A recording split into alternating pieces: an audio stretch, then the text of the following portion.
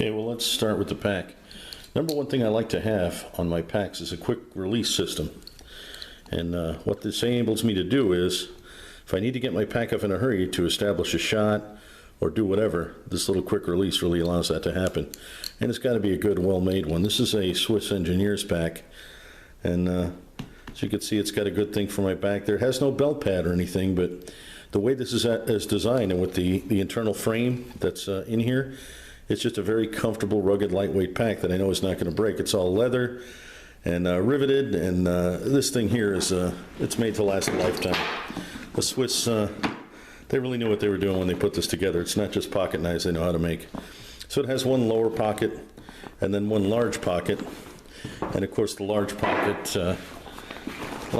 has a big inner sleeve, so if I want to store even more I can really increase the size of this.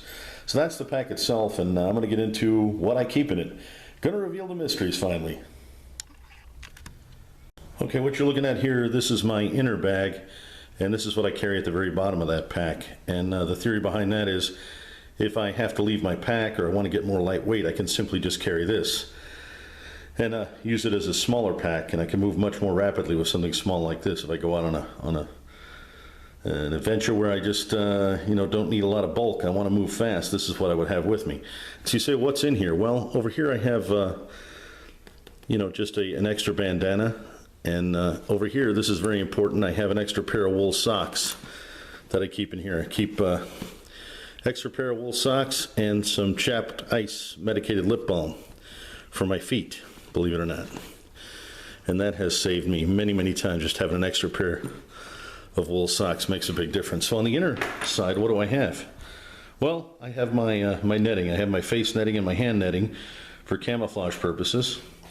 I have a nice orange safety vest, and that's for after you take the shot. You don't want anybody shooting you, and makes for a good item if you need to be rescued. It also is ventilated, so it doubles as a net. Should I ever need a net? There's not many lakes here in Arizona, but yeah, I have a net and a vest, so two things in one. And what else do I have? In here I have an extra headlamp. I keep an extra headlamp in here. It's always good to have a backup. Since the headlamp came out, I'll tell you what, I'm digging it, man. It's made a world of difference.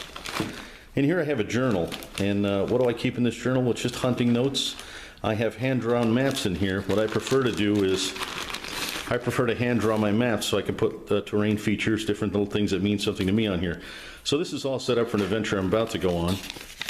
And as you can see, I've hand-drawn my map, and I can add things to it, and different points of interest, things that are important to me right on there without ruining a good map, because I've hand-drawn it.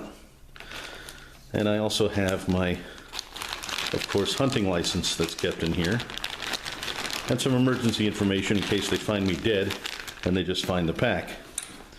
And other than that, I just have a nice wool hat in here, and some bug netting. If I have to sleep where there's bugs, I have a good netting thing, or if I'm going to set up to take a shot and the flies are buzzing around my head, this thing really comes in handy.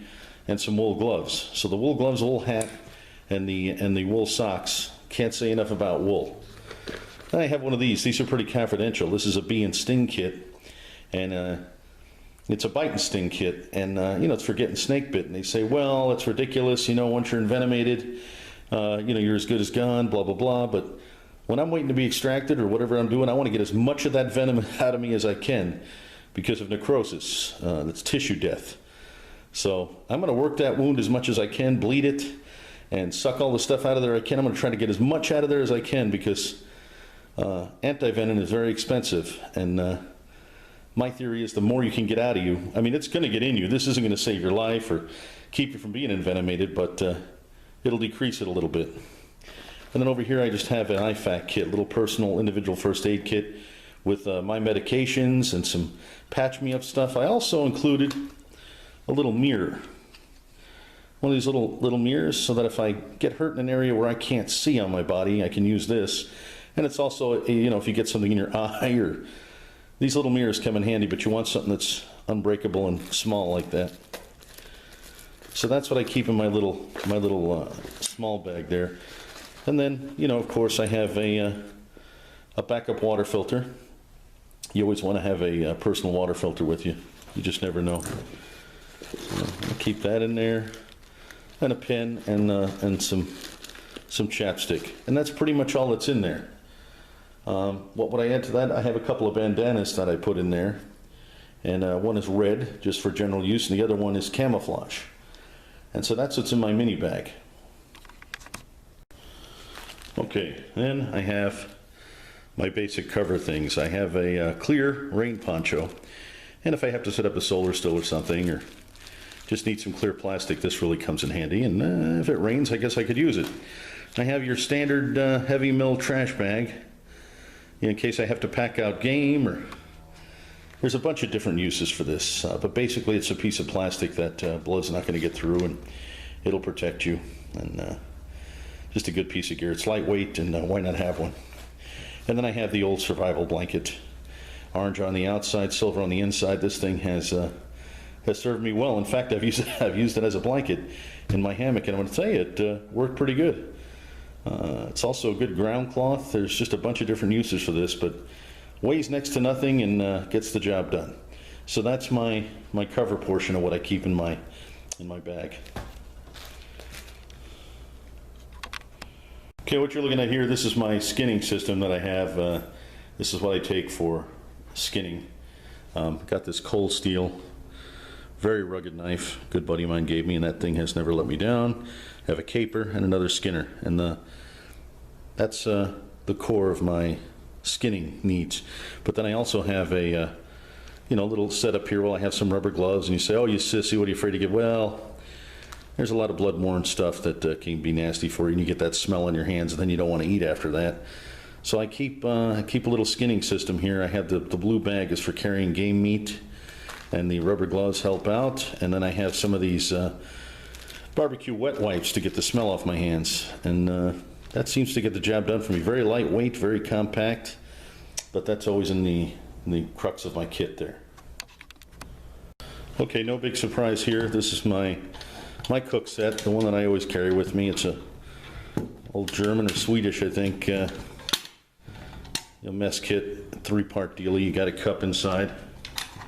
I'm sure you've seen this in a few videos.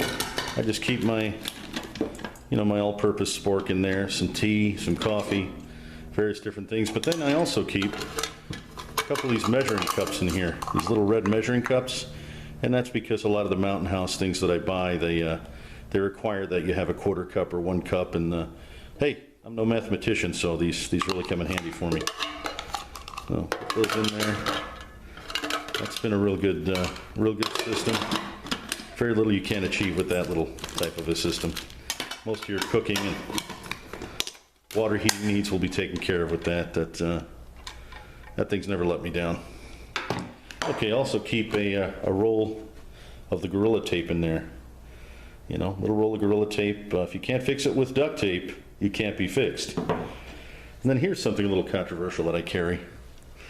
This is a smoking pipe for pipe tobacco tin, and inside of it I keep my backtracker. And you say, "Well, Bill, why do you got a pink backtracker? What the hell's all that about?" Well, the pink one was on sale. I'm secure enough in my manhood.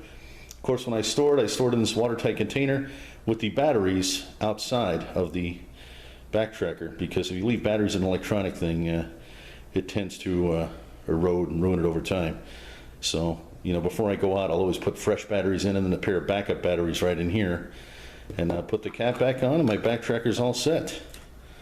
And I never have to worry, is my backtracker ready to go? It's pretty odd here. What I have here is this is a bag full of cordage that I have that I use for tying down different things. I also have a gun cleaning kit in here, and I found that with just this simple arrangement, just this pull-through method, I can clean just about any rifle or any handgun I have with me with a stick and this. This is one of those oil bottles you get, with the Mosin Nagants and the foreign guns, AK-47s. I just keep olive oil in there, and I found that I can maintain my weapons for a pretty long time just with that little simple system. So it's worth carrying for me because I can also lubricate my knives and do various different things with that olive oil. So it's come in handy, and it doesn't take up much room. I have a really nice combat bandage here, in case the worst happens. It's always good to have a big bandage with you because you just never know. Then I have an eyeglass case, and in here I just keep spare sunglasses and some foldable, these are kind of neat, these are foldable spectacles in this little case right here. I'll open it up for you, show it to you. Okay, so you can see these just fold up completely, and you have yourself a good pair of readers here. How many times have you been out on an adventure and you break your glasses and you think, oh, the trip's over, that's it, I got no way to see? Well, if you take some foldable glasses with you and pack them up, then you never have to worry about that. Even if someone in your group breaks their glasses, they want to, oh, we got to head back to the truck and head home. Well, I have some emergency glasses, so those definitely help out. Okay, so you're wondering what goes in that little pocket on the pack. Well, I always believe in carrying some extra water. You know, this is a 1-quart dealie. Got it on sale, hell of a canteen, BPA free, so I can't beat it. Comes a little goofy canteen cup with those rubber handles that I hate. But anyway, it's extra water, and you can't have enough water with you. It's always good to have a source of water with you. And this is a controversial choice. A lot of people prefer the Baco. I like the Fiskers. It just fits right in my hand.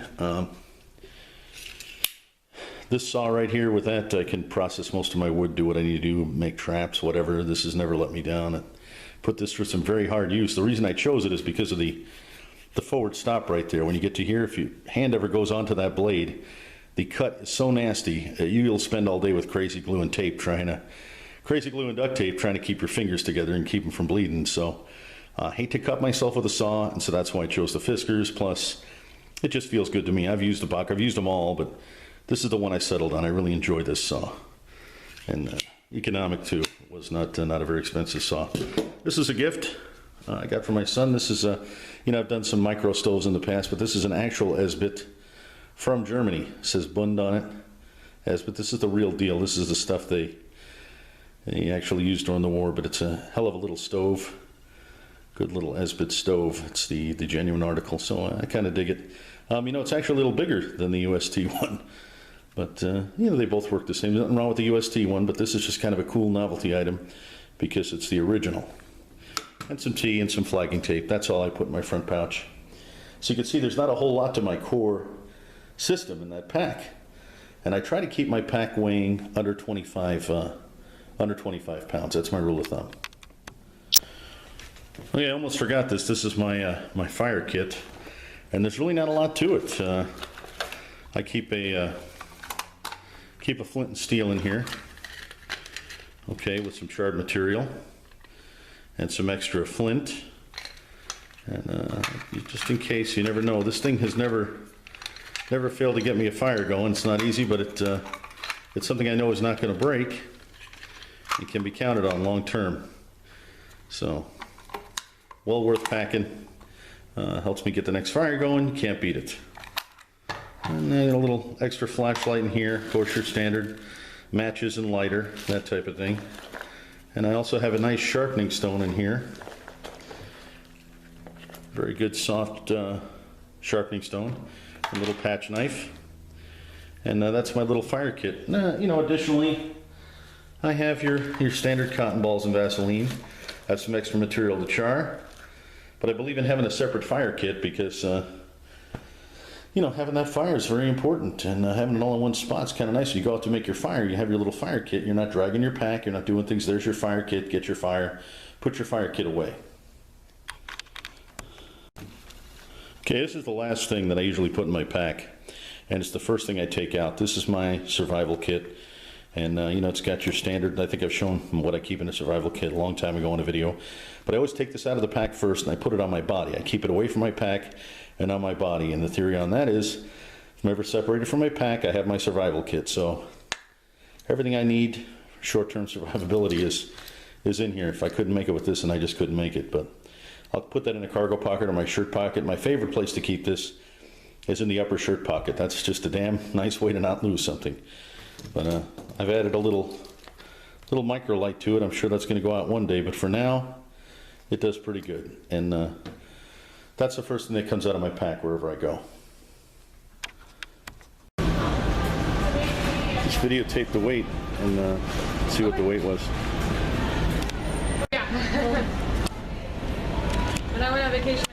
suitcases in and leave my suitcases, right? Yeah, Well, we do it all the time in here. We're like, okay, whatever. So we need an original.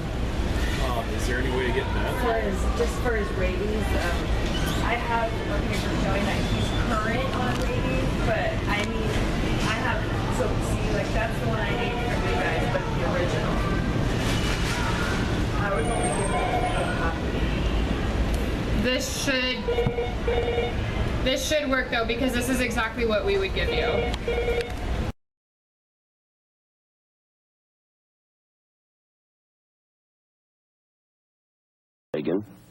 Skol, Happy Days Raspberry, and Happy Days Mint. To discover what millions already know, just put a tiny pinch between cheek and gum and let it rest there. A very tiny pinch. You'll learn how to enjoy good, rich tobacco anywhere, anytime. Smokeless tobacco. A pinch is all it takes. I'm Carlton Fisk, and I don't smoke, but I still enjoy tobacco. I've joined the millions of guys who use smokeless tobacco, like Copenhagen. Just a little gives me great tobacco flavor. Whether I'm swinging an axe in New Hampshire or a bat in Boston. So try Copenhagen, Skol, or Happy Days Mint, tobaccos you enjoy without smoking. Take that, Cincinnati!